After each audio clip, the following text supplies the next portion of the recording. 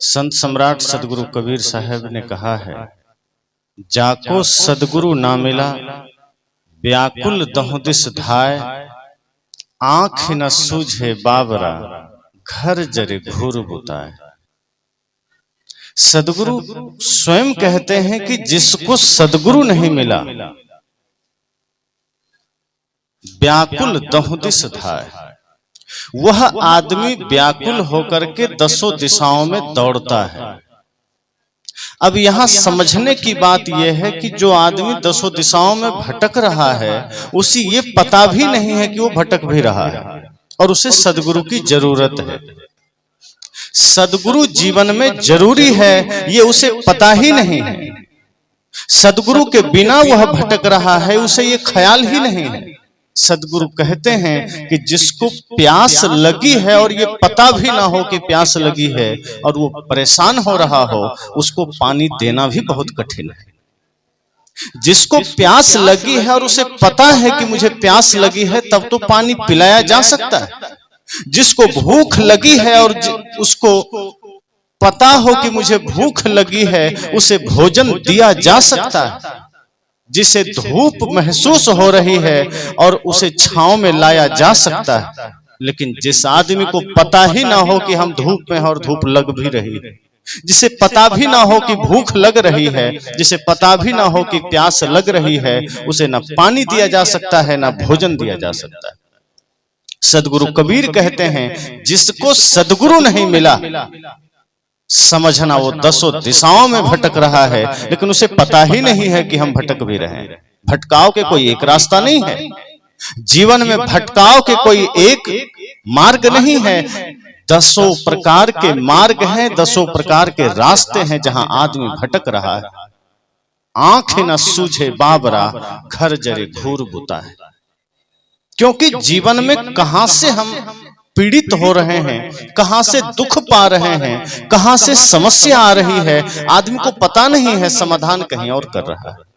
घर जरे, मान लो किसी के घर में आग लग गई, झोपड़ी में आग लग गई और शहर के चौराहे में कहीं कूड़ा का ढेर हो और उसमें जाके वो पानी डाल रहा है। आग लगी है घर में, पानी डाल रहा है बाहर घूर में, कूड़े के ढेर में। जो आदमी देखेगा वो तो कहेगा कितना पागल है, घर में पानी नहीं डाल रहा, बाहर पानी डाल रहा है। समस्या घर में है, समाधान बाहर कर रहा है। यही तो आदमी कर रहा है। समस्या जीवन में है, मन में है, समाधान तीर्थों में खोज रहा है, समाधान मंदिरों में खोज रहा है, समाधान मस्जिदों में खोज रहा है, समाधान गिरजाघर गुरुद्वारों में खोज रहा है, समाधान तीर्थ व्रत उपवास में खोज रहा है। साहब कहते हैं ये फिर दसों दिशाओं में भटकना है। अगर भटकना बंद करना है तो सदगुरु की शरण में जाना होगा। और सदगुरु का अर्थ क्या है? सदगुरु अर्थात जो गुरु सच्चा है। क्योंकि आज गुरु के वेश में बहुत से गुरु घंटाल भी घूम रहे हैं, जो आपसे कहेंगे माता पिता की सेवा मत करो, जो आपसे कहेंगे मांस मछली खाओ, जो आपसे कहेंगे अंडा खाओ, बस एक बार महादेव का नाम ले लो बेड़ा पार हो जाएगा। तो ऐसे गुरु घंटालों से सावधान भी रहना है। जो आपको धर्म पथ से विमुख कर दे, जो आपको धर्म मार्ग से हटा दे और कहे बस गंगा में नहा लो, डुबकी लगा लो, बेड़ा पार हो जाएगा, समझना ऐसे लोग समाज को ठगने वाले धूर्त हैं, ये गुरु नहीं हो सकते। जो आपको सत्कर्म से वंचित कर दे, जो कहे कि सिर्फ नाम से ही बेड़ा पार हो जाएगा, तो फिर गीता रामायण वेद शास्त्र बीजक सब झूठा हो जाएगा। क्योंकि सब शास्त्र में यही तो भरा है, मनुर्भव मनुष्य बनो, प्रेम में जियो, सत्य में जियो, ध्यान करो, साधना करो, सत्संग करो। फिर क्यों करना भाई? जब गंगा में डुबकी लगाने से ही बेड़ा पार होगा तो क्यों ध्यान करना?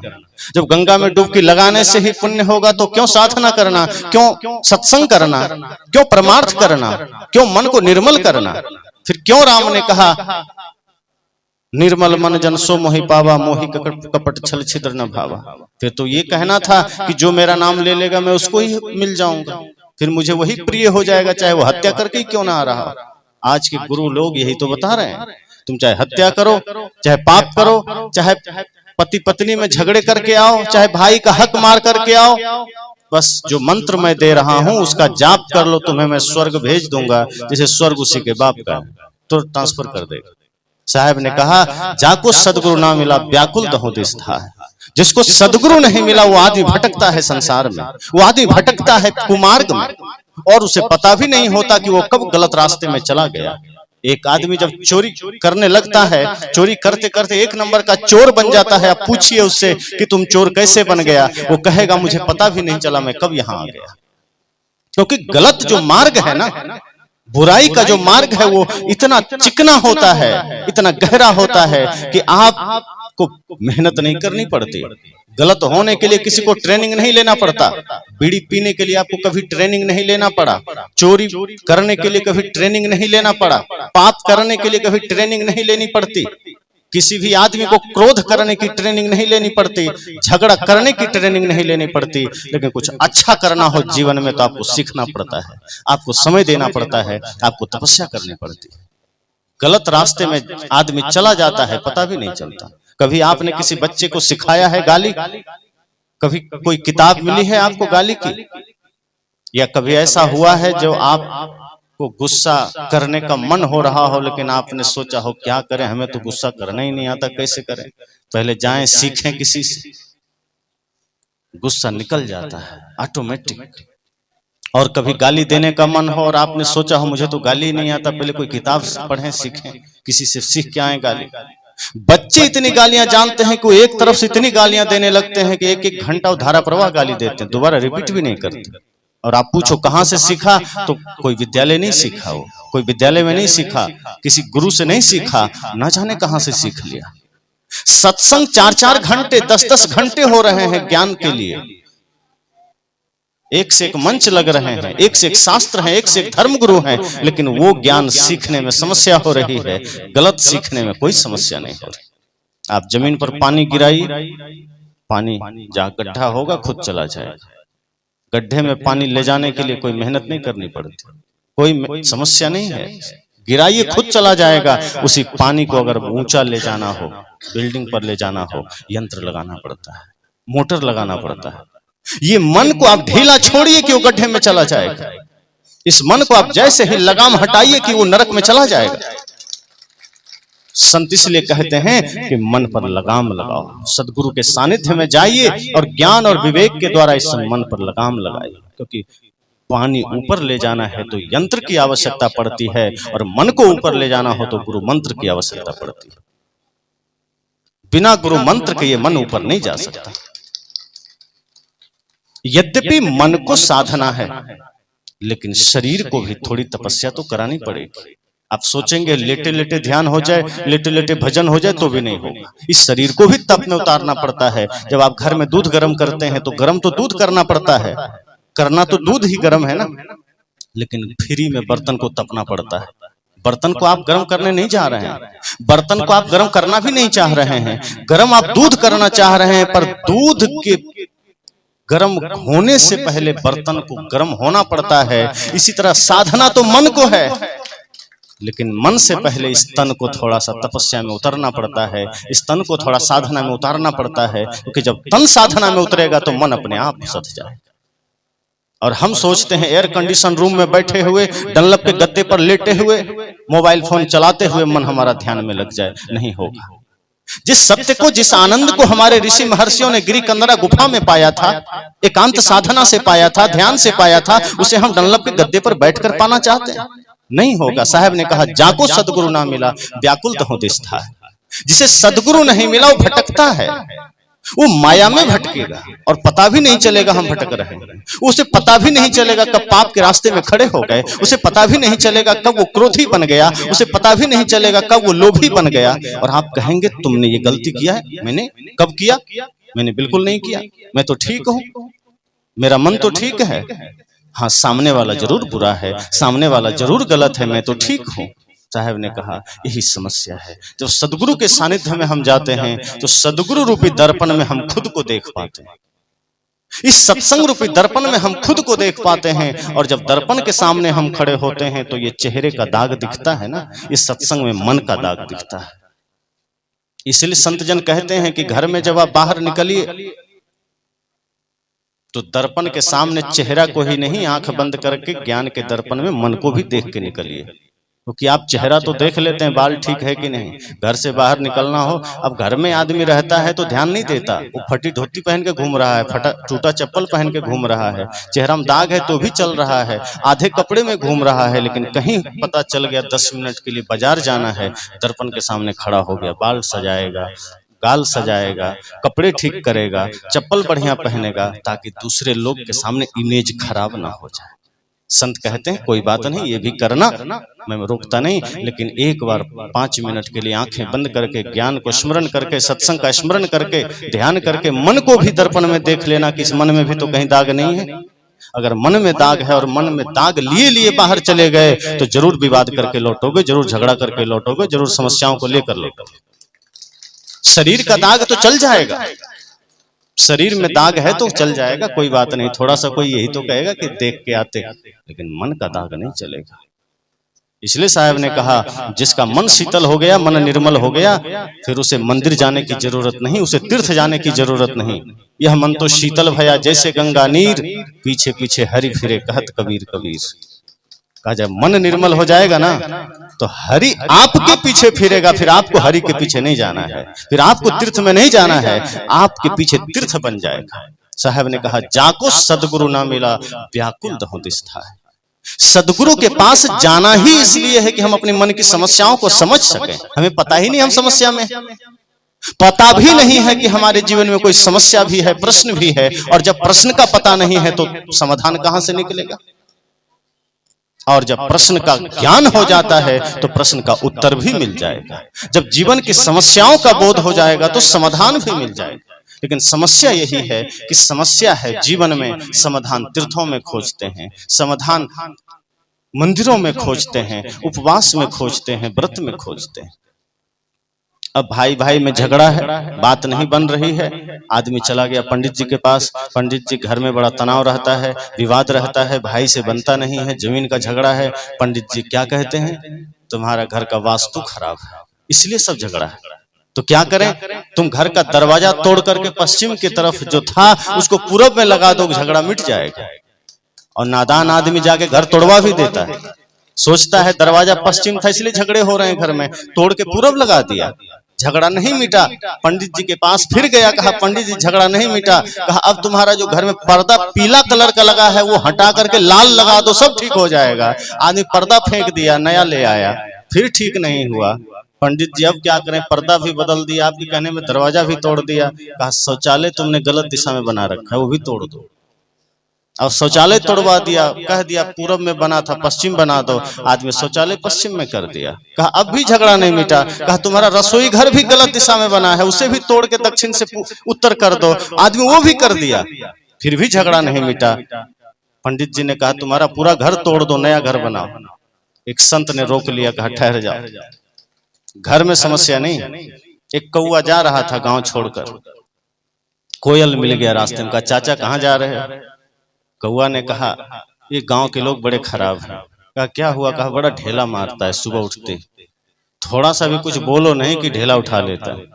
ये गांव के लोग बड़े पापी हैं, दुष्ट हैं, दुरात्मा है, मैं इस गांव को छोड़कर जा रहा हूं, अलग गांव में जा रहा हूं। कोयल ने कहा आपको लगता है कि जिस गांव में जा रहे हैं वहां कोई ढेला नहीं मारेगा। कहा नहीं, वहां के लोग अच्छे हैं, सुना हूं बहुत अच्छे लोग हैं। कहा ध्यान देना, इसी गांव में मैं भी रहता हूं, मुझे आज तक किसी ने ढेला नहीं मारा, तुम्हें ढेला मारता है, और मैं विश्वास दिलाता हूं तुम जहां जा रहे हो वहां और ज्यादा ढेला खाओगे। कहा तो, कहा तुम गांव मत छोड़ो, ये जो कांव कांव करते इसे छोड़ दो, फिर यहां भी स्वर्ग है। तुम अपने स्वभाव को छोड़ दो, तुम अपनी आदतों को छोड़ दो। संत ने कहा ठहर जाओ, घर मत तोड़ो, तुम घर तोड़ रहे हो। अरे घर तोड़ते तोड़ते एक दिन सड़क पर आ जाओगे, घर मत तोड़ो, पर्दे मत बदलो, पर्दों ने कुछ नहीं बिगाड़ा है, ईंटों ने कुछ नहीं बिगाड़ा है, तुम्हारा मन तुम्हारा दुश्मन है, तुम मन को नियंत्रित कर लो। भाई के झगड़े मिट जाएंगे, परिवार के झगड़े मिट जाएंगे, पड़ोसियों के झगड़े मिट जाएंगे। पंडितों ने कहा नहीं, तुम घर ही तोड़ डालो, पर्दे तोड़ डालो। साहब ने कहा, संत ने कहा नहीं, मन है समस्याओं का कारण और तुम समाधान तीर्थों में खोज रहे हो, शास्त्रों में खोज रहे हो, पोथियों में खोज रहे हो, और वहां समाधान नहीं मिलेगा। जीवन के जीवंत प्रश्नों का उत्तर संत के पास है, सत्संग में है, और संत आपके प्रश्नों को समझते हैं और उसका उत्तर भी जीवंत देते हैं। वो मुर्दा प्रश्न का मुर्दा उत्तर भी नहीं देते। एक विद्यालय में एक जांच अधिकारी जांच करने गया कि पढ़ाई कैसी होती है। 10 बजे का समय था, प्रार्थना का समय। सभी बच्चे एक ग्राउंड में खड़े होकर प्रार्थना कर रहे थे, सामने से मास्टर खड़े थे। वो जांच अधिकारी पहुंच गया, लेकिन वो थोड़ा सा नशे में था, शराब पी के गया था। और जब नशा में आदमी हो तो दिमाग काम नहीं करता, बुद्धि फिर इधर का उधर हो जाती है। वो गया और जैसे ही प्रार्थना खत्म हुई वो तुरंत कहता है, ठहरो, मैं जांच करने आया हूं, मैं यहाँ जांच करूंगा पढ़ाई कैसी हो रही। मास्टर साहब जितने थे उन्होंने कहा, सर सभी बच्चों को अपने अपने क्लास में जाने दीजिए, अपने अपने कक्ष में जाने दीजिए, फिर आप जांच कर लीजिए। कहने उतना टाइम नहीं है मेरे पास, मैं क्लास में जाके अलग अलग जांच नहीं करूंगा, मैं सब बच्चों को यही जांच कर लूंगा और सबको करूंगा भी नहीं, एक बच्चे को पूछ लूंगा उसकी पढ़ाई कैसी है, मैं समझ जाऊंगा सब ठीक। मास्टर सोचता है चलो ये भी ठीक है, एक को पूछ के निकल लेगा, झंझट मिटेगी, पता नहीं क्या पूछ ले, वैसे भी शराब पी रखा है, क्या पता क्या करेगा। मास्टर भी समझ गए तो शराब पी कर आया है, खुद ही हिल डुल रहा है, पता नहीं क्या होगा। तभी उस जांच अधिकारी ने सभी बच्चों को संबोधित किया और कहा, बच्चों मेरा एक सवाल है, अगर उसका उत्तर तुम दे दिए तो बिल्कुल हम समझ जाएंगे यहाँ पढ़ाई ठीक होती है। सबने कहा ठीक है सर, पूछिए। उसने कहा, एक रेलगाड़ी दिल्ली से मुंबई जाती है तो बताओ मेरी उम्र कितनी। मास्टर सिर पकड़ लिया, कहा दिल्ली से मुंबई जा रही गाड़ी तो इससे उम्र का क्या संबंध, और कैसे कोई बता देगा, कैसे पता चलेगा। मास्टर सिर खुजलाने लगे, कहे ये तो मैं भी नहीं जानते, बच्चे क्या बताएंगे, तो बिना बेतुका सवाल है इसका। भाई गाड़ी दिल्ली से मुंबई जाए, चाहे कोलकाता जाए, चाहे चेन्नई जाए, इससे उम्र का अंदाजा कैसे लगाएंगे इस आदमी का, कैसे पता चलेगा इसकी उम्र क्या है। जांच अधिकारी तो सोचा कि हमने तो सवाल कर दिया, अब देखो कोई बताता है। सामने जितने तेज विद्यार्थी थे वो भी चकरा गए। मास्टर भी सिर पकड़ लिया कि अब तो गया काम से, गलत रिपोर्ट बना के भेज देगा। तभी सबसे पिछला लाइन में एक लड़का खड़ा था, वो हाथ हिलाया, कहा सर मैं जानता हूं इसका उत्तर। अब मास्टर लोग देखे, कहे ये तो पहली बार स्कूल आया है, भेड़ चराता है, ये तो ABCD भी नहीं सीखा, ये बताएगा। वो आया, इंस्पेक्टर देखता है, जांच अधिकारी ने देखा, कहा बेटा इधर आओ, तुम जानते हो तो बताओ दिल्ली से मुंबई जो ट्रेन जा रही है तो मेरी उम्र कितनी है। कहा सर आपकी उम्र 42 वर्ष होनी चाहिए। वो हिसाब किताब लगाया, देखा सुना, कहा हाँ सही बात है, मैं तो 42, मेरी उम्र 42 साल। तुमने कैसे बताया। अब जांच अधिकारी का दिमाग उड़ गया, कहा मैं तो ऐसे मजाक में पूछ लिया था, ये बता कैसे दिया, ये तो बिल्कुल सही बताया। मास्टर भी हैरान है, कहा मैं जिसका उत्तर मैं नहीं जानता, मैं पढ़े लिखे लोग हैं, ये नादान बच्चा बता दिया। जांच अधिकारी का दिमाग उड़ गया, कहा बेटा तू बताया कैसे, कौन सा सूत्र का इस्तेमाल किया, इस फार्मूला, कौन सा फार्मूला इस्तेमाल किया, कौन सा मेथड का प्रयोग किया जो तुमने सही सही बता दिया। वो निकट आया, कहा सर माफ करें तो बताओ। कहा जाओ माफ किया बताओ। कहा सर मेरा बड़ा भाई है, वो आधा पागल है और 21 साल का है, और चूंकि आप पूरे पागल हैं इसलिए 21 दूनी 42 साल आपकी उम्र होनी चाहिए। चूंकि जो आपका सवाल है वो बिना सिर पैर का है, और ऐसे लोग पागल ही होते हैं, क्योंकि सवाल कुछ और है, जवाब कुछ और आएगा ही, समस्या कुछ और है, समाधान कुछ होगा ही। अगर आपने अपनी समस्या को ही नहीं जाना और उटपटांग समस्याओं को लेकर के उटपटांग तीर्थों में जाकर के आपने समाधान खोजा है, तो यही तो होगा जीवन में, हंसी के पात्र बनेंगे, जीवन में समाधान नहीं निकलेगा। प्यास लगी है आपको और आप बिस्तर खोज रहे हैं, तो बिस्तर से प्यास बुझेगी क्या। सिर पर धूप लग रही है और आप आदमी से कहें मुझे पानी पिला दो, पानी पिलाने से धूप मिटेगी क्या। बेतुका समाधान जीवन में चल रहा है, और गुरु लोग ऐसे हैं, धर्म के ठेकेदार ऐसे हैं जो आपको समाधान भी उटपटांग बता रहे हैं। कई कहते हैं बेल पत्र लो, शहद लगाओ, संकल्प करो, पास हो जाओ। मतलब पढ़ना लिखना बंद कर दो, मीठा बोलना बंद कर दो, सत्य के राह पर चलना छोड़ दो, धर्म के पथ पर चलना छोड़ दो, ज्ञान के पथ पर चलना छोड़ दो। ये कैसा ज्ञान है। सदगुरु कहते हैं नहीं, जाको सदगुरु ना मिला व्याकुल दहु दिस थाए। जिसको सदगुरु नहीं मिला वो 10 दिशाओं में भटकता है, और वो ऐसा भटकता है कि उसे पता भी नहीं चलता। इसलिए साहब कहते हैं सदगुरु की शरण में जाओ, जब तक सच्चे गुरु न मिल जाएं, जब तक सदगुरु न मिल जाएं, अपनी यात्रा रुकने मत दीजिए, आप चलते रहिए। जो गुरु आपको सत्य से परिचय न करा दें, जो गुरु आपको मोक्ष तक न रास्ता बता दें, तब तक आप रुक मत जाना। अगर आप रुक गए तो समझना जीवन में आप रुक गए। क्योंकि गुरु आपको सिर्फ शब्द का ज्ञान नहीं देते हैं, गुरु आपको शब्द को सत्य कैसे बनाना है इसका भी ज्ञान देते हैं। हम शास्त्रों में सिर्फ शब्दों को पढ़ते हैं, हम किताबों में सिर्फ शब्दों को पढ़ते हैं, और किताबों में पढ़ा हुआ शब्द मात्र शब्द है। जब उन शब्दों को हम जीवन में उतारते हैं वो सत्य बन जाता है। जैसे किताबों में लिखा है प्रेम से जियो, हमने पढ़ लिया तो शब्द ही तो है। अगर हमने प्रेम में जीना शुरू कर दिया तो उस शब्द को हमने सत्य बना दिया।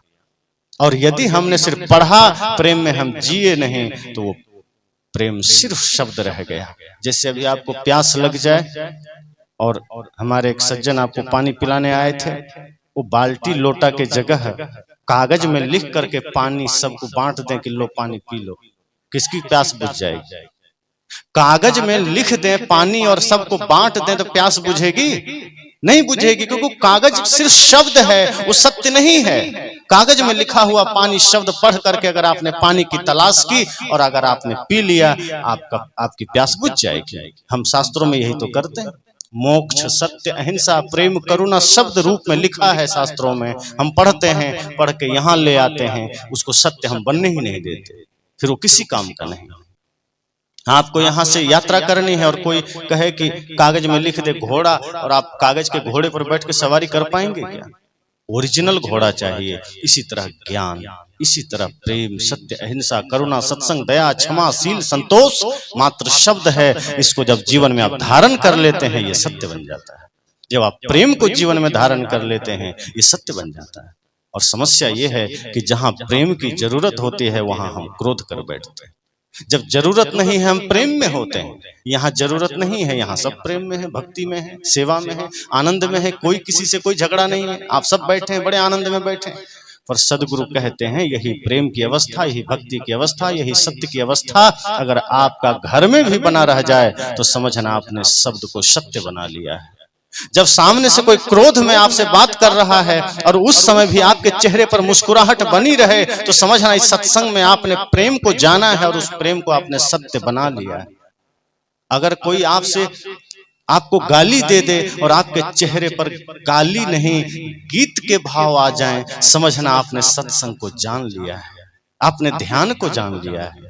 कोई आपको अपशब्द में बात कर दिया और आपके चेहरे की जो मुस्कुराहट है उसमें कोई परिवर्तन नहीं आया, समझ जाना आपने सत्संग को जान लिया है, अपने ध्यान को जान लिया है। लेकिन होता नहीं है। होता क्या है, जब अनुकूलता होती है हम बड़े आनंद में होते हैं, लेकिन प्रतिकूलता आते ही हम बिल्कुल आनंद से हीन हो जाते हैं, सब समस्या हमारे अंदर आ जाती है। ये तो ऐसा ही हुआ जैसे अभी पाकिस्तान से युद्ध नहीं हो रहा है, हमारी सेना AK-47 आदि हथियार लेके खड़ी है, टैंक, तोप, गोला, बारूद सब कुछ लेके खड़ी, लग रहा है सब कुछ है, कहीं कोई दिक्कत नहीं है। राफेल भी लगा हुआ है, सुखोई भी लगी हुई है, सब कुछ लगा। लेकिन जैसे ही युद्ध शुरू हो और सब हथियार लेके दिल्ली में रख दे, वहां खाली हाथ खड़ा हो जाए तो क्या होगा? हार होगी कि नहीं? हार जाएंगे ना। हथियार किस लिए है? युद्ध के समय प्रयोग के लिए है। और जब हमारे जीवन में युद्ध होता है, जब सामने से कोई क्रोध का बाण चलाता है, उस वक्त हमें प्रेम का बाण चलाना है, तो हम प्रेम का बाण रख के हम भी क्रोध वाला बाण उठा लेते हैं।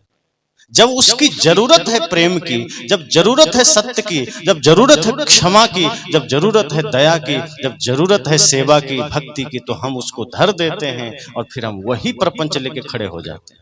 मतलब साफ है कि जीवन में हम कभी जीत नहीं सकते। इसलिए सदगुरु कहते हैं कि जब सदगुरु की शरण में आप जाते हैं तो सदगुरु आपको जगा देते हैं, सदगुरु आपको जागृत कर देते हैं। गुरु का काम क्या है? ज्ञान का दिया जला देना। उस ज्ञान के दिए में आप सत्य सत्य खुद देख लेते हैं, उस ज्ञान के दिए में आप सही गलत खुद देख लेते हैं। कोई भी गुरु आपको मोक्ष तक हाथ पकड़कर थोड़े ले जाता है। गुरु का काम है रास्ता दिखा देना कि बस यही मार्ग है, तुम चलते चले जाओ। गुरु आपके भीतर की ज्योति को जगा देते हैं, आपके भीतर के दिए को जला देते हैं। जैसे आप यहाँ से नवादा जाएं तो रोड में लिखा होगा पत्थर में नवादा 4 किलोमीटर, अब कोई आदमी जाए और कहे बस नवादा मिल गया, सीने से लगा के वहीं बैठ जाए, तो नवादा पहुंच जाएगा? वो लिखा तो है उसमें, लेकिन वो नवादा नहीं है। पत्थर में लिखा है नवादा, लेकिन वो नवादा नहीं है, क्योंकि उसके नीचे 4 लिखा हुआ है। मतलब नवादा और उस पत्थर के बीच 4 किलोमीटर की दूरी। जब वो आगे बढ़ेगा 3 लिखा होगा, वो भी नवादा नहीं है। 2 लिखा होगा, वो भी नवादा नहीं है। 1 लिखा होगा, वो भी नहीं है। जहां 0 लिखा होगा वो नवादा है। सदगुरु कहते हैं इसी तरह जब आप जीवन की यात्रा में आगे बढ़ते हैं, तो जब तक आप शब्दों के जाल में पड़े हैं, जब तक आप बाहर के प्रपंच में पड़े हैं, आप स्वयं से दूर हैं, सत्य से दूर हैं, ज्ञान से दूर हैं, भक्ति से दूर हैं। जब एक एक प्रपंच को मिटाते जाते हैं, एक एक समस्याओं से अपने को अलग करते जाते हैं, और जब गुरु का दिया हुआ ज्ञान दीप आपका जल उठता है, आप उसी समय मोक्ष में होते हैं, उसी समय आप समाधि में होते हैं। तो गुरु का काम है आपके भीतर के दीप को जला देना। गुरु का काम है आपको सत्य असत्य से परिचय करा देना। गुरु का काम है आपके जीवन में सिर्फ ये परिचय करा देना कि आपके लिए मार्ग कौन सा ठीक है, मैं कौन हूं, जीवन क्या है, संसार से हमारा संबंध क्या है। गुरु आपको यही बताते हैं। गुरु दुनिया भर के सवाल नहीं बताते। इस सृष्टि का सबसे सार्वभौमिक सवाल है, मैं कौन हूं, जगत से मेरा संबंध क्या है। जो इतना जान लिया, समझ जाना, वो धर्म के मार्ग पर अब कभी रुक नहीं सकता। अब रटे रटाए तो सबको पता है मैं चेतन आत्मा हूं, अजर हूं, अमर हूं, अविनाशी हूं, पर इस अवस्था में आदमी रुकता कहां है। अगर मैं अजर अमर हूं तो शरीर संसार को लेकर दुखी क्यों होते हैं? अगर मैं अजर अमर अखंड आत्मा हूं तो फिर संसार के संबंधों से पीड़ा क्यों मिलती है? अगर हमें ये सच में बोध हो जाएगा कि मैं अजर अखंड अमर आत्मा अविनाशी हूं, तो संसारिकता से, संसार से, शरीर से स्वाभाविक हमारा हम विलग हो जाएंगे, अलग हो जाएंगे शरीर में रहते हुए। और जब शरीर में रहते हुए शरीर से हम पृथक हो गए, इस संसार में रहते हुए संसार से पृथक हो गए, तो ये संसार हमें दुख नहीं दे सकता। इस शरीर में रहते हुए हमने शरीर से स्वयं को अलग कर लिया, फिर ये शरीर और शरीर से जुड़े हुए प्राणी पदार्थ हमें दुखी नहीं कर सकते। ये दुखी तभी करते हैं जब हम ये मानते हैं कि शरीर मेरा घर नहीं, शरीर ही मैं हूं। जब हम शरीर को ही मैं मान लेते हैं, जब हम शरीर और शरीर के जुड़े हुए सारे संबंधों को हम अपना मान लेते हैं, यही दुख का कारण बनता है। तो सदगुरु कहते हैं, जाको सदगुरु ना मिला व्याकुल दहो दिस धाय, आंखें न सूझे बाबरा घर चरे घूर होता है। साहब कहते उसको तो आंख से दिखता ही नहीं, क्योंकि आंख तो खुली नहीं। ये 2 आंख तो सबकी खुली है, लेकिन जो भीतर की जो आंख है वो आंख खुली नहीं। भीतर की आंख जिस दिन खुल जाएगी, फिर ये जगत कुछ दूसरा ही दिखने लगेगा, फिर ये संसार कुछ अलग ही भास होगा। इस संसार को हम अलग ही रूप में देखने लगेंगे। अभी जो चमक दमक दिख रही है, अभी जो कुछ भी बाहर दिख रहा है, फिर हम उसके सत्यता को देखने लगेंगे, उसकी गहराई को देखने लगेंगे। और फिर संसार का कोई भी राग, रंग, समस्या, दुख, पीड़ा, आलोचना, क्रोध हमें प्रभावित नहीं करेगा। महात्मा बुद्ध रास्ते में चलते हैं, जाते हैं, कोई गाली देता है तो भी मुस्कुराते हैं, कोई सम्मान करता है तो भी मुस्कुराते हैं, कोई मीठे वचन कहता है तो भी मुस्कुराते हैं, कोई कठोर वचन कहता है तो भी मुस्कुराते हैं। वे तो कहते हैं कि तुम्हारे शब्द की जिम्मेदारी तुम्हारी है, तुम्हारे शब्दों में हम प्रभावित हो जाएं, फिर ये तो मुश्किल है ना। फिर ये साधना कैसी? तुम क्रोध करो मैं रोने लगूं, तुम प्रेम करो मैं हंसने लगूं। इसका मतलब तो यह है कि मैंने अपना जीवन तुम्हें सौंप दिया है, तुम चला रहे हो। जैसे आप टीवी को ऑपरेट करते हैं, आपके घर में, अब तो मोबाइल में ही टीवी है, लेकिन जब टीवी जिनके घरों में होगा, रिमोट रखते हैं ना हाथ में, तो बच्चे गए तो कार्टून नेटवर्क लगा दिए, अब बच्चे के पिता गए तो फिल्म या क्रिकेट लगा दिए, अब बूढ़े बुजुर्ग गए तो आस्था चैनल लगा दिए। अब आस्था लगाए तो भी टीवी खुश नहीं हो रही, चलो हमको आस्था लगा दिया, और न्यूज लगा दिया तो टीवी नाराज नहीं हो रही कि न्यूज क्यों लगा दिया, और कार्टून लगा दिया तो भी टीवी को कोई दुख नहीं कि कार्टून क्यों लगा दिया। आप मालिक हैं, आप जो लगा दें, चाहे तो पल पल चैनल बदलते रहें, बजना उसको है, चलना उसको है। ऐसे ही हमने अपने जीवन का रिमोट दूसरों के हाथ में दे दिया है। वो जब चाहता है बटन दबाया हम क्रोध करने लग जाते हैं, वो जब चाहा बटन दबाया हम गाली देने लग जाते हैं, वो जब चाहा बटन दबाया हम प्रभावित होने लग जाते हैं, हम उसके अनुसार रिएक्ट करने लग जाते हैं। बुद्ध कहते हैं नहीं, अपने जीवन का रिमोट अपने हाथ में रखो, कोई आपको प्रभावित ना कर सके। ज्ञान से प्रभावित होइए, सत्य से प्रभावित होइए, लेकिन गलत चीजें आपको प्रभावित कर ले जाए, ऐसा अपने को कमजोर मत बनाइए। आपका ज्ञान, आपका ध्यान, आपकी साधना, आपकी भक्ति इतनी कमजोर है कि आप पाप से हार जा रहे हैं, कि आप दुख से हार जा रहे हैं, कि आप गलत चीजों से हार जा रहे हैं। साहब कहते हैं नहीं, स्वयं को इतना मजबूत बना लीजिए कि 10 लोग भी आपके इर्द गिर्द आ जाएं और पाप करें तो आपका प्रभाव उस पर हो जाए, लेकिन उसका आप पर ना हो। आप स्वयं को ऐसा बनाइए, स्वयं में भक्ति को इतना प्रबल कर लीजिए, भीतर सत्य को इतना जागृत कर लीजिए, ज्ञान के दीप इस भांति प्रज्वलित कर लीजिए कि करोड़ों साल का अंधेरा भी क्षण भर में दूर हो जाए। ज्ञान में इतनी ताकत है, इतनी शक्ति है। जैसे एक गुफा में हजारों साल से अंधेरा है और आप जाके उसमें दिया जलाएं तो कितना देर लगेगा उस अंधेरे को दूर होने में? क्या हजारों साल लगेगा? 1000 साल से अंधेरा था मानता हूं, लेकिन दिया जला नहीं कि अंधेरा मिट जाएगा। ज्ञान में इतना पावर है, ध्यान में इतना पावर है। हजारों साल से मन मस्तिष्क में न जाने कितने संस्कारों को लेकर आदमी चल रहा है, शरीर मिट रहा है, संस्कार वही चल रहा है, लेकिन जिस दिन गुरु संत की कृपा से ज्ञान का दिया जलता है, सारे भ्रम मिट जाते हैं, सारे अंधकार मिट जाते हैं, फिर जीवन निर्मल हो जाता है, फिर जीवन पवित्र हो जाता है। और तब जब जीवन निर्मल बनेगा तो आप परिवार में हैं तो वहां भी आप व्यवस्थित कर लेंगे परिवार को, समाज में है व्यवस्थित कर लेंगे समाज को, राजनीति में है व्यवस्थित कर लेंगे राजनीति को। सत्संग, चूंकि सत्संग का नाम ही है व्यवस्था। कई लोग कई बार मंच का उद्घाटन करते हैं तो कहते हैं सत्संग का उद्घाटन हमने किया या हमने कराया। ये गलत है। सत्संग का उद्घाटन हम नहीं कर सकते, सत्संग स्वयं उद्घाटक है हमारे जीवन का, उसको हम उद्घाटित कैसे कर सकते हैं? मंच का होता है तो सत्संग स्वयं उद्घाटक है, वो हमारा उद्घाटन करता है, वो समाज का उद्घाटन करता है, वो एक एक प्राणी का उद्घाटन करता है। तो जब सत्संग पूर्ण रूप से हमारे जीवन में उतर आता है तो हम उद्घाटित हो जाते हैं, फिर हम जागृत हो जाते हैं। जो मन, जो मस्तिष्क हमारा सोया हुआ था वो जग जाता है, जो चेतना सोई हुई थी वो चेतना जग जाती है। फिर आप परिवार में भी उसी आनंद से रह सकेंगे, फिर आप किसी झगड़े में प्रभावित नहीं होंगे। फिर भाई से झगड़ा मिट जाएगा, सास ससुर के झगड़े मिट जाएंगे, सास बहू के झगड़े मिट जाएंगे, पति पत्नी के झगड़े मिट जाएंगे। अभी तो ये हाल है कि सत्संग भी करते हैं, झगड़ा भी चलता रहता है, सत्संग भी करते हैं, समस्याएं भी खड़ी रहती है। अभी हम गुरु से दीक्षा भी लिए हैं, परिवार में तनाव में भी जी रहे हैं। तो गुरु से दीक्षा लेने का तात्पर्य क्या हुआ, अर्थ क्या हुआ, प्रयोजन क्या हुआ?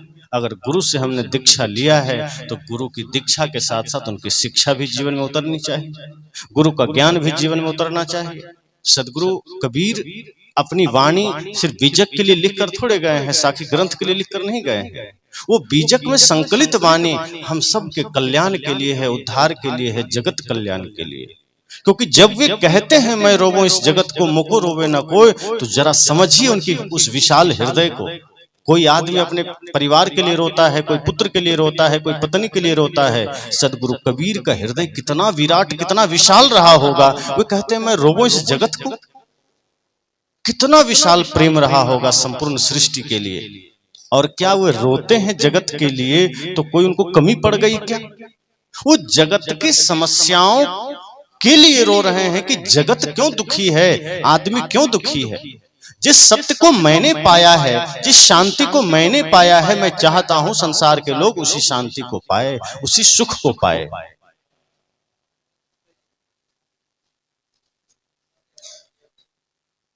सदगुरु कबीर ये नहीं चाहते कि मैं सुखी हूं तो तुम दुखी रहो।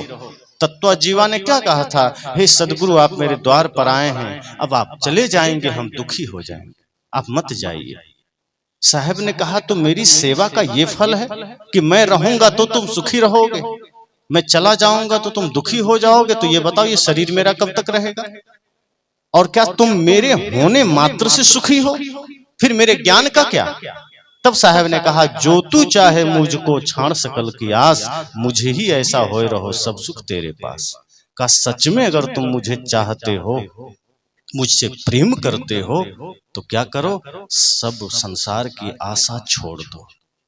जिस दिन तुम संसार की आशा को छोड़ दोगे और मेरे जैसा निष्काम हो जाओगे, मेरे जैसा निर्लिप्त हो जाओगे, उसी दिन सब सुख तेरे पास। जब आप बाहर की आशाओं का त्याग कर देंगे, जब आप बाहर से लोगों की उम्मीदें छोड़ देंगे, बल्कि आप स्वयं एक उम्मीद बनकर आइए दूसरों के लिए, आप स्वयं एक आशा बनकर आइए दूसरों के लिए। आप स्वयं दूसरों से आशा मत कीजिए, आप स्वयं को इस भांति बनाइए कि आपसे लोग उम्मीद करें, आप दूसरों की उम्मीदों को पूरा करें। आपके जीवन में वो प्रेम की धारा बहे, वो प्रेम की गंगा बहे कि आप स्वयं प्रेम के आनंद में जिए, दूसरे भी आपसे प्रेम की अनुभूति प्राप्त करें। इसलिए तो कहा है, ज्योति से ज्योति जगाते चलो, प्रेम की गंगा बहाते चलो, राह में आए जो दिन दुखी सबको गले से लगाते चलो। ये संसार थोड़ा है, ना जाने कब क्या हो जाए, किससे कहां किसका विराम हो जाए, किससे किसका बिछुड़ना हो जाए, कौन जानता है। पिता पुत्र से कब बिछुड़ जाता है, भाई भाई से कब कौन बिछुड़ जाए, पति पत्नी का कब बिछुड़ना हो जाए, कोई जानता है क्या। हंसता खेलता जीवन अचानक विराम हो जाता है, कोई नहीं जानता। तो इससे अच्छा क्यों ना हम कुछ अच्छा करके जाएं। इससे पहले कि मृत्यु आए, जीवन में धर्म का दिया क्यों नहीं जला लेते। ये परमार्थ ही एक ऐसा धन है जो सदैव साथ देता है, बाकी सारे धन तो छूट जाएंगे। इसलिए संतों ने कहा है कि आप अपने जीवन में सदैव जागृत होकर जिए। अगर थोड़ा भी सोएंगे, थोड़ा भी बेहोश होंगे तो जीवन में समस्याएं तो मुहबाए खड़ी है। मैंने कहा ना कि थोड़ी सी बेहोशी आएगी कि आप गलत मार्ग में चले जाएंगे, पता भी नहीं चलेगा, मेहनत नहीं करनी पड़ेगी। किसी भी गलत मार्ग में जाने के लिए आपको थोड़ा भी मेहनत नहीं करना है, बस थोड़ा बेहोश होना है, बस थोड़ा लापरवाह होना है, बस थोड़ा सा मूर्छा में जाना है। गलत करने के लिए मूर्छित होना जरूरी है। अब मूर्छित कौन है? आंख बंद है वही मूर्छित थोड़े। लोग कहते हैं ना कि एक शराबी शराब पिया फिर बेहोश हो गया। शराबी शराब पी के बेहोश नहीं होता है, वो पहले बेहोश होता है तब शराब पीता है। जो आदमी होश में रहेगा वो शराब को छुएगा भी नहीं। बेहोश पहले हम होते हैं तब गुटखा को छूते हैं, बेहोश पहले होते हैं तब शराब को छूते हैं, बेहोश पहले होते हैं तब गाली हमारे मुख पर आती है, बेहोश पहले होते हैं तब झगड़ा हम करते हैं। कुछ भी गलत करने के लिए बेहोश होना जरूरी है। अब आप समझ जाइए, जीवन में अगर हमसे कोई भूल हो रही है किसी से भी, तो उस क्षण हम बेहोशी में होते हैं। और सत्संग, सदगुरु कबीर का ज्ञान हमें होश में लाता है, ध्यान में लाता है। ध्यान का अर्थ ही है होश में जीना। ध्यान का अर्थ सिर्फ आंख बंद करके बैठ जाना नहीं है कि राम राम राम राम चलता रहे और मन ही मन दूसरे का फसल चुराना ही भी भाव चलता रहे, कि दूसरे का हक मारना ही भी चलता रहे। बहुत से लोग होते हैं दूसरों को दिखाने के लिए ध्यान करते हैं, दुकान खुली है, बैठे हैं राम राम राम राम, और सोच रहे कौन ग्राहक का काटना है, किसको ठगना है, किसको माल कम देना है। मंदिरों में भी लोग प्लान बनाते हैं, वहां जाकर ओम जय जगदीश हरे कर रहे हैं, प्लान बनाते हैं किसके घर में डाका डालना, किसको लूटना है, किसके साथ बुरा करना है। सारे पाप धर्म को आड़ में होता है, और लोग धार्मिक चोला पहन लेते हैं, तिलक लगा लेते हैं और उसके आड़ में पाप करते हैं ताकि लोगों को भरोसा रहे कि नहीं ये पापी नहीं हो सकता। साहब कहते हैं नहीं, ध्यान का मतलब है पूर्ण जागृत होकर जीना। अब मन में राम राम चल रहा है और उधर दूध में पानी मिला रहे हैं, अब दूसरों को दूध में पानी मिला के दे रहे हैं, और राम राम भी चल रहा है, सत्संग भी चल रहा है। ये कैसा ध्यान है? ध्यान का मतलब है जो आपके क्रियाकलाप में परिवर्तन आ जाए। अगर आप ध्यान करते हैं तो वो ध्यान का असर आपके एक एक कर्म में दिखना चाहिए, आपके वाणी में दिखना चाहिए। अगर आप सच्चा ध्यानी हैं तो आपकी वाणी मधुर हो जानी चाहिए, आपका कर्म पवित्र हो जाना चाहिए, आपका जीने का ढंग पवित्र हो जाना चाहिए, आपकी यात्रा सम्यक हो जानी चाहिए। लेकिन नहीं, लगता है जैसे ध्यान का जीवन अलग है, बाकी जीवन अलग है। मंदिर में अलग होते हैं, बाजार में अलग होते हैं, सत्संग में अलग होते हैं, घर में अलग होते हैं। जो आदमी सत्संग में बैठ करके भक्ति में झूम रहा था, वो घर जाने के बाद भाई से ऐसा झगड़ा करता है जैसे रावण भी फेल। तो ये क्या सत्संग है? आप सत्संग में बैठकर मीराबाई के भजन गा रहे थे, गुनगुना रहे थे, आनंद में डूब रहे थे, और घर गए तो सास बहू में वो झगड़ा चल रहा है जो पाकिस्तान भारत में भी नहीं चलता। तब मीराबाई का सत्संग गाने का क्या अर्थ हुआ? फिर लक्ष्मीबाई का नाम लेने का क्या तात्पर्य हुआ? फिर अपने महापुरुषों का नाम याद करके अगर हम वही काम कर रहे हैं जो कभी आसुरी प्रवृत्तियों में होता था, तो जब स्मरण हम सूर्य को कर रहे हैं, देवता को कर रहे हैं, ऋषि मुनियों को कर रहे हैं, और हमारा पूरा आचरण राक्षसों वाला हो रहा है, तो ये क्या मतलब है? ये तो और ज्यादा ढोंग हो गया, और ज्यादा पाखंड हो गया। इसको साहब ने कहा, जान बूझ जो कपट करत हो तेहि असमंद न कोई। साहब ने कहा जो जान बूझ के कपट करता है उससे ज्यादा मूढ़ धरती पर कोई नहीं। एक तो अज्ञानता में पाप होता है, कि चलो हम अज्ञानी है, पाप हो रहा है, कोई बात नहीं, पर सत्संग करके, ज्ञान प्राप्त करके, दीक्षा लेके, सदगुरु का नाम जप करके अगर हम झगड़ा कर रहे हैं, गाली दे रहे हैं, नशा कर रहे हैं, दुर्व्यसन कर रहे हैं, किसी के साथ विवाद कर रहे हैं, साहब कहते हैं उसके जैसा मूड फिर दूसरा कोई नहीं। इसलिए सत्संग हमें व्यवस्थित बनाता है, ये सत्संग हमारे जीवन को सुंदर बनाता है। और ये सत्संग इंसानों के लिए है, जानवरों के लिए नहीं। जानवर अपनी प्रकृति में जी रहे हैं, वो अपने धर्म पर जी रहे हैं। बिल्ली को हम यहाँ सुबह से बैठा दें, शाम तक खूंटा में बांध दें और किसी गुरु के द्वारा उसके गले में माला भी डाल दें और खूब अहिंसा पर उसको प्रवचन सुनाते रहें सुबह से कि हिंसा पाप है, हिंसा नहीं करनी चाहिए, अहिंसा में जियो, और शाम को उसको खोल दें तो क्या वो चूहा खाना छोड़ देगी? खुलते ही वो पहले चूहा खोजेगी, क्योंकि वो प्रकृति में जी रही है, प्रकृति के अधीन है, वो मांस नहीं छोड़ सकती। लेकिन गाय को यहाँ बांध करके हम खूब हिंसा पर प्रवचन करें कि मांस बढ़िया होता है, ये वो फलना चिलना, और गाय को यहाँ से छोड़ के मांस खा लेगी? नहीं खाएगी। तो गाय अपना धर्म नहीं छोड़ सकती, बिल्ली अपना धर्म नहीं छोड़ सकती, लेकिन एक इंसान है जो अपना धर्म छोड़ के जी रहा है, एक इंसान ही है जो अपनी प्रवृत्ति छोड़ के जी रहा है। साहब कहते हैं ये सत्संग इंसानों को व्यवस्थित बनाने के लिए है, ये सत्संग इंसानों को सुंदर बनाने के लिए है, शरीर से नहीं, कर्म से। क्योंकि जब हमारा कर्म सुंदर हो जाता है तो वो सुंदरता युगों युगों तक चलती है। हो सकता है शरीर की सुंदरता 2 साल 4 साल में खत्म हो जाए, शरीर की खूबसूरती हो सकता है जवानी तक रहे, बुढ़ापे में खत्म हो जाए, और वो ज्यादा मायने भी नहीं रखती। एक से एक हीरो हीरोइन बहुत सुंदर है, उसकी पूजा नहीं होती, लेकिन माता शबरी की पूजा आज भी होती है, क्योंकि वो शरीर से नहीं, कर्म से सुंदर थी। ये सत्संग हमें वो सुंदरता प्रदान करता है जो हमें कर्म से सुंदर बनाता है, और जब हम कर्म से सुंदर हो जाते हैं वो सुंदरता युगों युगों तक नहीं मिटती है। ये सत्संग ऐसा ब्यूटी पार्लर है। बाहर का ब्यूटी पार्लर तो आधे घंटे 2 घंटे के लिए आपको संभालेगा, 2 घंटे की जिम्मेदारी लेगा। ये सत्संग आपको युगों युगों तक आपको इतनी बड़ी जिम्मेदारी ले लेता है कि अगर आपने सत्संग के अनुसार अपने जीवन को सुंदर बना लिया, सुंदर व्यवस्थित कर लिया, फिर आपकी सुंदरता की खुशबू युगों युगों तक बनी रहेगी। इसलिए साहब ने कहा, जाको सदगुरु ना मिला, व्याकुल दहो दिस धाय, आंख न सूझे बाबरा घर जरे घोर बताए। कि सदगुरु जीवन में मिले ये बड़ी आवश्यकता है, क्योंकि जिसके जीवन में गुरु नहीं उसके जीवन अभी शुरू नहीं।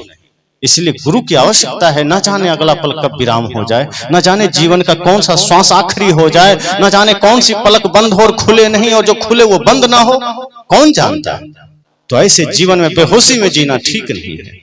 अगर इस मनुष्य शरीर में हमने जन्म लिया है तो हमारा धर्म है, हमारा दायित्व है, हमारा कर्तव्य है कि हम धर्म के पथ पर चलें। इस भौतिक जीवन तो मात्र व्यवस्था के लिए है, लेकिन आध्यात्मिक जीवन, धर्म का जीवन इस संसार से पार होने के लिए है, इस जीवन को सुंदर बनाने के लिए है। तो ये सत्संग हम सब के जीवन में एक व्यवस्था ला सके, ये सत्संग हम सब के जीवन को व्यवस्थित कर सके, और जो भी मन से दुखी हैं, जो भी मन से पीड़ित हैं, वो इसी सत्संग में अपने मन को सुंदर बना सकते हैं। क्योंकि सत्संग वो ब्यूटी पार्लर है जो आपके मन को, आपके आचरण को, आपके चरित्र को सुंदर बनाता है। इसलिए साहब ने कहा, संसार तो हाट है, यहाँ तो हम सौदा के लिए आए हैं।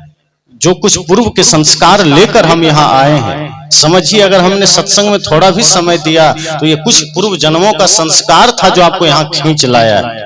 अगर आज अपने कुछ अच्छा नहीं कमाया तो जो पूर्व का संस्कार लेकर आए थे वो भी गंवा के चले जाएंगे। इसलिए साहब ने कहा, अरे दिल गाफिल गफलत मत कर, एक दिन जम तेरे आवेगा रे। अरे दिल गाफिल गफलत मत कर, एक दिन जम तेरे आवेगा रे। एक दिन जम तेरे आवेगा रे। सौदा करन को या जग आया, पूंजी लाया मूल गवाया। सौदा करन को या जग आया, पूंजी लाया मूल गवाया। प्रेम नगर का अंत न पाया, ज्यों आया त्यों जावेगा, ज्यों आया त्यों जावेगा रे। अरे दिल गाफिल गफलत मत कर, एक दिन जम तेरे आवेगा रे। सुन मेरे साजन सुन मेरे मीता, या जीवन में क्या क्या कीता। सुन मेरे साजन सुन मेरे मीता, या जीवन में क्या क्या कीता। सिर पाहन का बोझा लीता, आगे कौन छुड़ावेगा, आगे कौन छुड़ावेगा रे।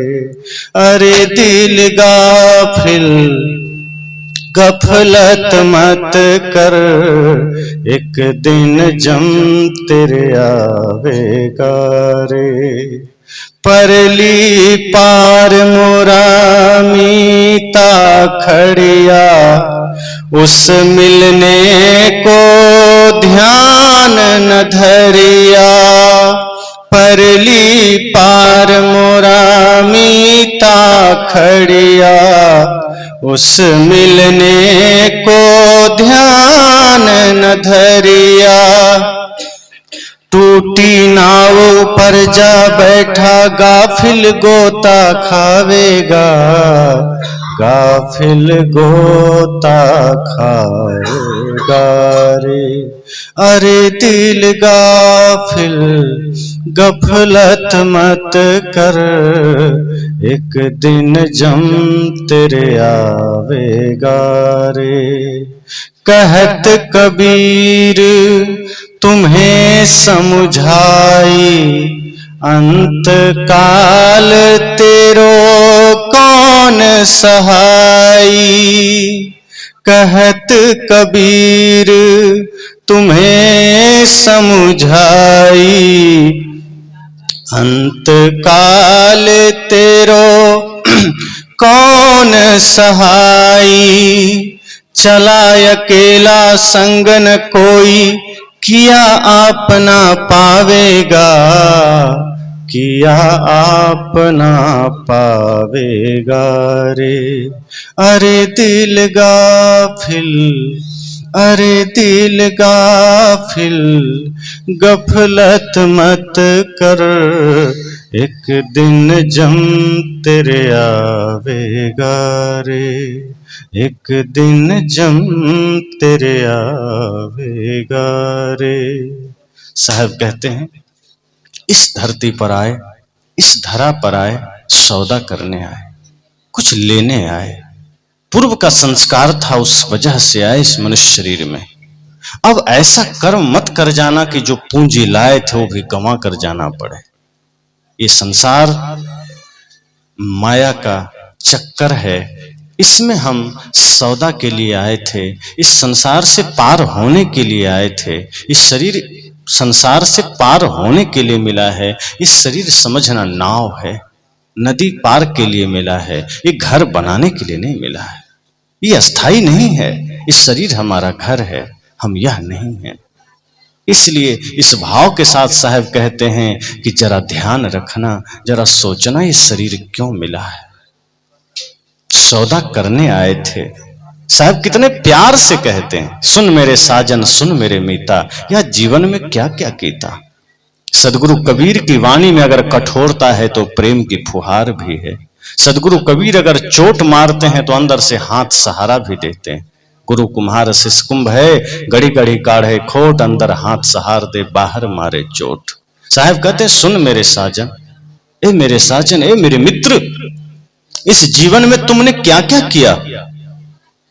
तब आदमी कहता है मैंने तो कोई पुण्य का काम ही नहीं किया। साहब ने कहा तुमने पाप का बोझा सिर पर लादा है, तुमने पाप का पत्थर रूपी बोझा सिर पर लादा है। सिर पाहन का बोझा लीता, आगे कौन छुड़ावेगा। जब इस पाप के बोझे को तुमने सिर पर लिया है तो आगे कौन छुड़ाएगा। साहब कहते हैं इसलिए ध्यान रखना, इस माया के उस पार, इस संसारिकता से उस पार जब आंखें ले जाकर देखोगे तो सदगुरु नजर आएंगे। अभी तो तुम माया में देख रहे हो, अभी तो तुम प्रपंच में देख रहे हो। परली पार मोरे मीता खड़िया, उस मिलने का ध्यान न धरिया। साहब ने कहा कि उस पार सदगुरु खड़े हैं, तुमने उससे मिलने का ध्यान नहीं धरा, तुम तो माया में ही लगे हो। और टूटी नाव ऊपर जा बैठा, उल्टा तुमने क्या किया, टूटी हुई नाव में जाके बैठ गया। गाफिल गोता खावेगा।